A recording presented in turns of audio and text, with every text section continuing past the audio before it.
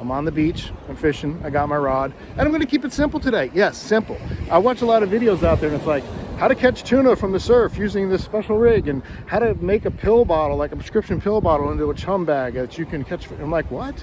I just want to catch a fish. Like, does it have to be that complicated? No, it does not. Matter of fact, there are five fish you can catch today on a simple double drop rig with like a 1/0 hook and some shrimp. And that's what we're going to do today. We're going to catch those 5 fish, those easy to catch fish, not the crazy. I'm not going for Spanish mackerel or king mackerel in the surf. I'm just going for 5 fish I can take home and cook and make a meal tonight. 5 fish. Let's go.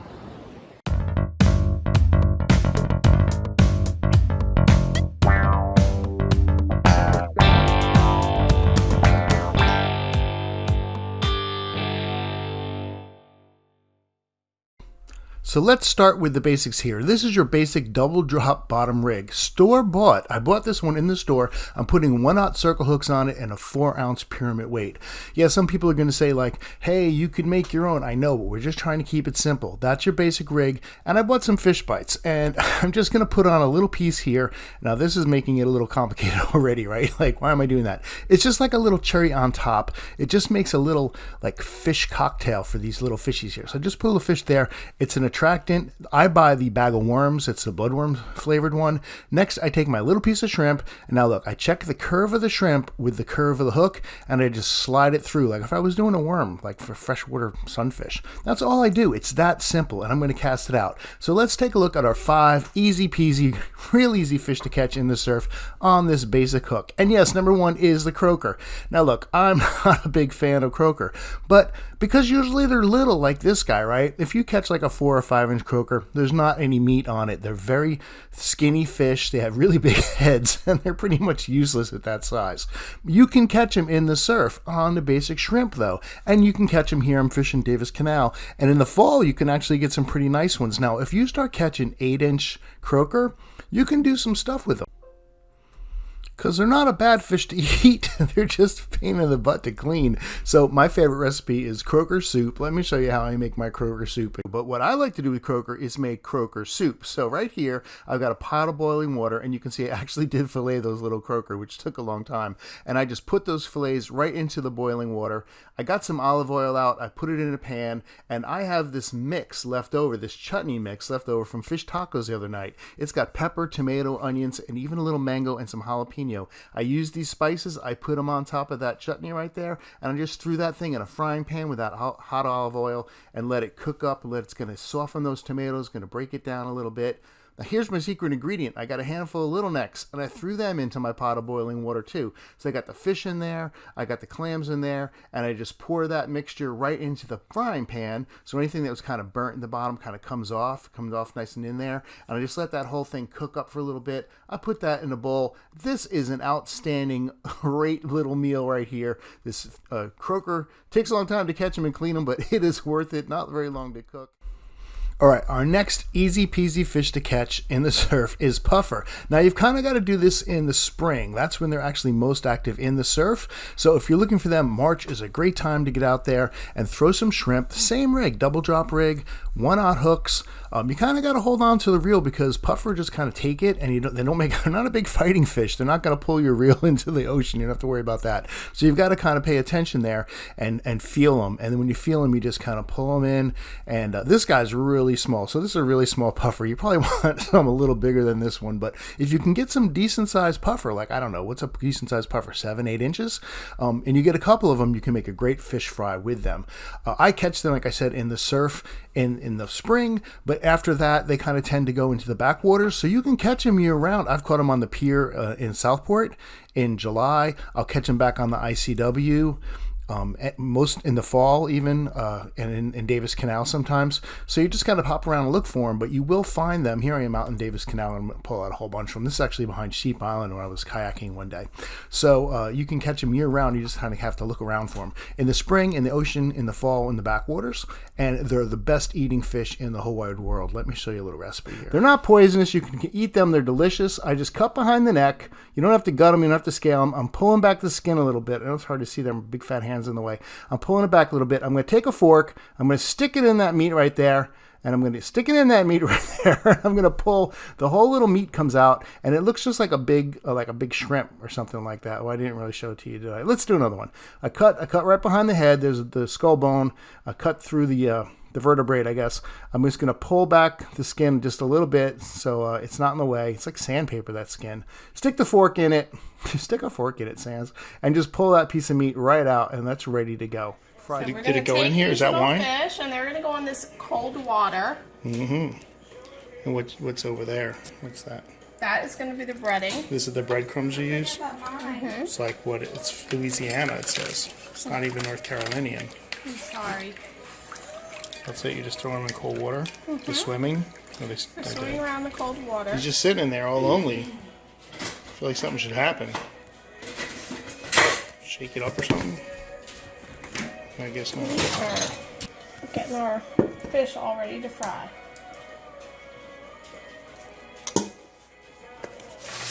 Alright, we're still frying here. How much more frying you gotta do? Okay, what about the grilling? I'm watching it. Okay. Yeah.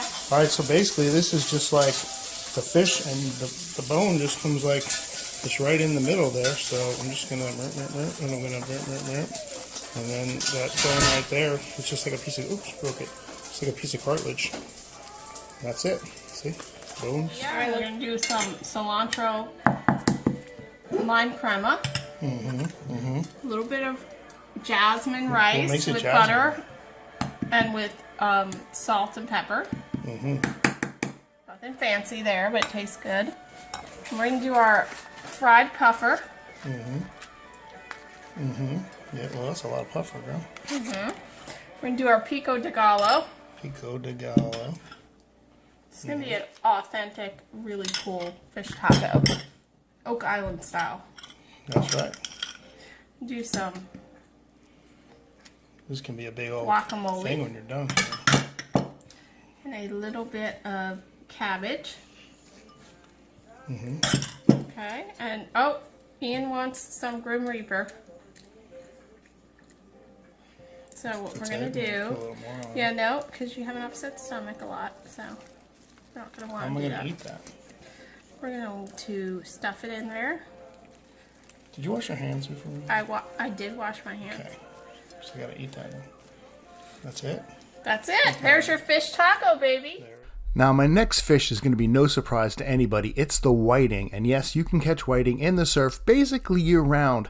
You can catch them in the spring, you can catch them in the summer, you can catch them in the fall. I've even caught whiting in January. So you can catch whiting year round. And you want to get a nice big fat one. Now, they are slippery. I always seem to drop these guys. You want to get a nice big fat one. Once they hit like 10 to 12 inches, they get nice and fat and plump. They're not like croaker. Croaker is skinny with the big heads. Once you get a decent size whiting, they plump up and they're nice and fat. And they got a lot of meat on them. Great tasting fish, light, white meat that you're going to love to eat. And goes great with anything, right? So you can cook these things make fish tacos. You can put them in any of the recipes I've done here, even the croaker soup. So the little ones, like I said, you probably want to throw them back, let them make some babies. But once they get up to about 11 or 12 inches, great fish, fun fish to catch. Once the bigger ones will hit, and then like bam, and you'll be like, I got a good fish on. You can tell when you got a good whiting on. The little ones just kind of come in real easy, but the bigger ones, they put up a little bit of a fight. Now they're not going to drag your reel into the ocean or anything like that, but they are going to give you a little bit of fight. And they're fun to catch and great to eat. Now, in the spring, if you can get out in a boat, you can go over to the Cape Fear River, like right between Oak Island and Bald Head Island.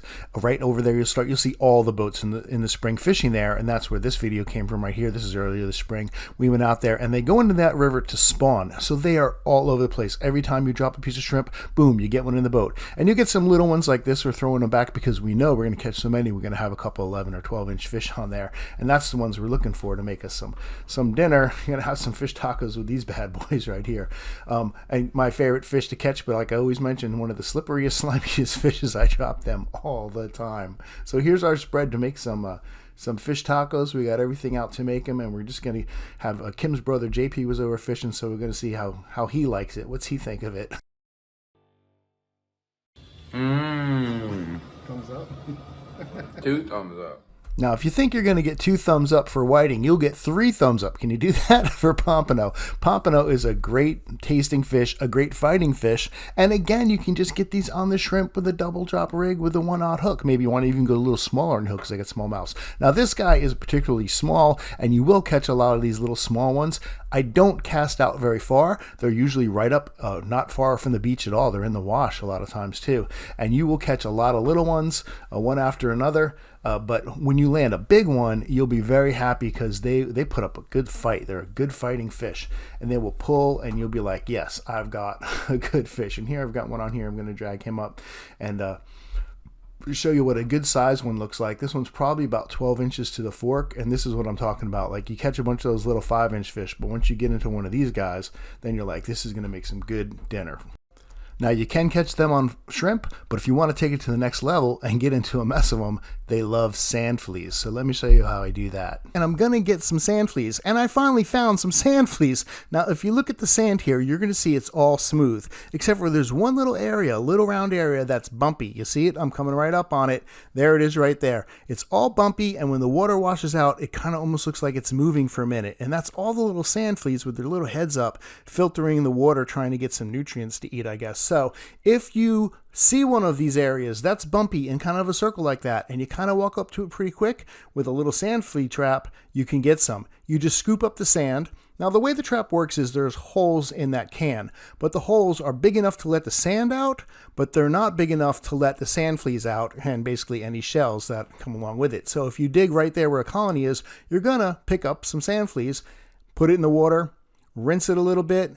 All the sand rinses out of the little holes, and everything else stays in the bottom. So when I pick this up, you're going to see, ta-da, sand fleas. Now we can go pompano fishing. Let me tell you what I think pompano like about sand fleas. I don't think they necessarily like sand fleas. I think they like sand flea eggs. So if you pick up a sand flea, there is a little flappy thing underneath it. And if you pull back that flappy thing, here I'm pulling back the flappy thing, you see the orange? That's the eggs. That's the orange eggs. And that's what the fish is going to eat. So I will do 2 things. Now, this is a new trick I just learned. I've got myself a little pair of scissors here, and I'm going to cut the butt off the sand flea. I'm just going to take a little bit, snip it right there, and then you can see there's all that orange, and the smell is going to come out of the back of that sand flea. All that scent's going to be in the water. Then I take the hook, and I put it in the top of the sand flea. That's the top of the sand flea, and I push it down. And you see the little flappy thing? I make the point come out where the flappy thing is because the eggs are underneath it. So the fish is going to hit that flappy thing. He's going to get that hook in his mouth, and we're going to catch a nice pompano. At least got a hit right away. I didn't catch anything else but these 2 fish in an hour period, but when I got this hit, I knew I had a nice fish on it, and I could feel it was tugging and tugging and tugging, because pompano is strong. And when it came up, I was like, yes, I got it. I did it. I pursued my pompano. I accomplished the goal. And not a bad one. This was actually 12 inches to the fork, but I actually caught him underneath his chin there. The top one was in the top of the lip, but that was underneath his chin. And that's really what I got him in on.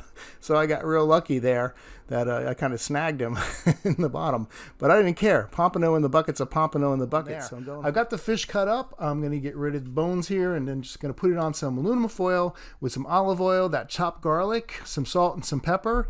And I'm just going to throw this in the air fryer, really, when I'm ready to go. I mean, I could throw it on the grill, but I'm just going to throw it in the air fryer. Meanwhile, I'm taking my beans and my peppers, throwing them in with some olive oil, getting them sauteed and browned, throwing in the carrots, throwing in the scallions, throwing in the ginger, everything else that was on that plate minus the peanuts.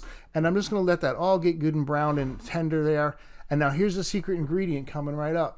I'm going to take 2 eggs, nice brown eggs, and I kind of scramble them there in a bowl, and I'm just going to put them in there. I'm going to fry that up, and that's where you get like the fried rice thing. So this is sort of like if you went to a Japanese or a Chinese restaurant, I guess, and you got some fried rice, they'd have the egg scrambled up into it like that.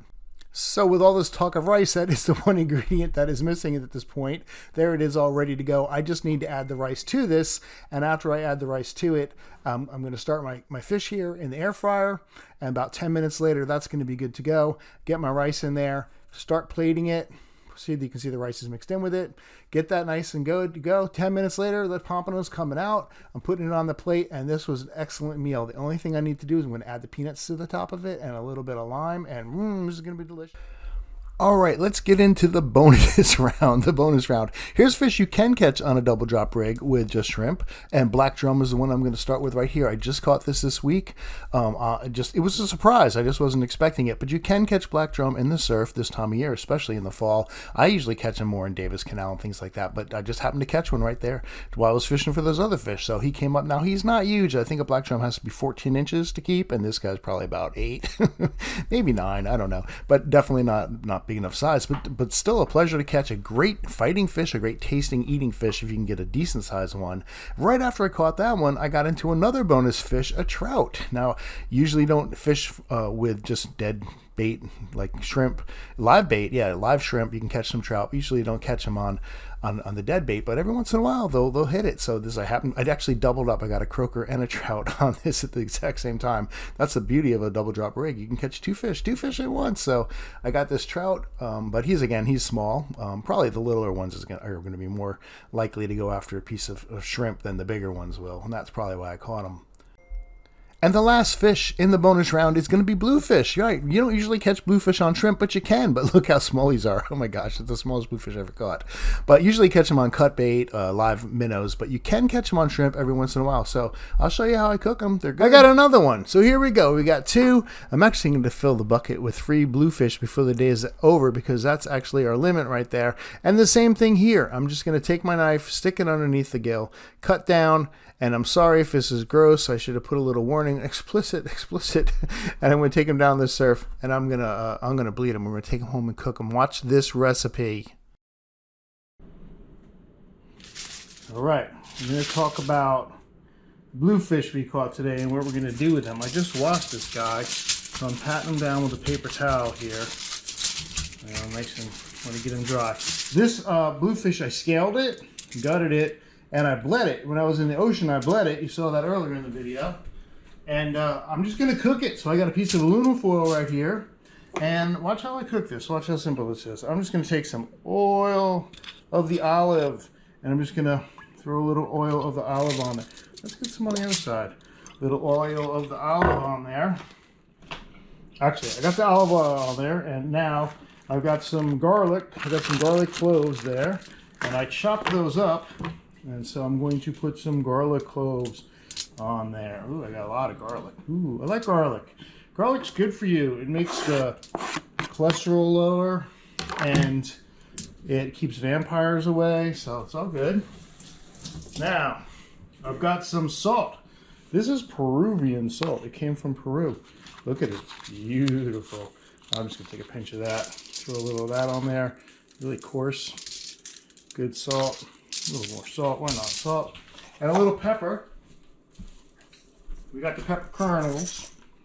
And I have some tiny little thing here. Whoa, pepper comes out. Fresh ground pepper. That's right, I'm grounding it right as we speak. Grounding those peppers. A lot of pepper. Okay, now the spinach. Now the spinach. Here comes the spinach. I'm going to wash that. I'm going to throw some spinach on there. Yeah, baby. Look at that. That's perfect. All right, we got everything in there. We got it all ready to go. I'm going to wrap it up. This is going on the grill. This is going on the grill. That's what's going to happen to this. This is going to go on the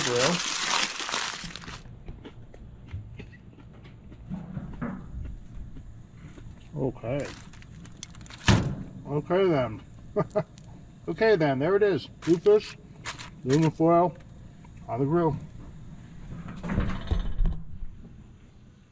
All right, we gave it another 5 minutes. Oh, smoky hot. Got the fork. Smoky hot, fishy.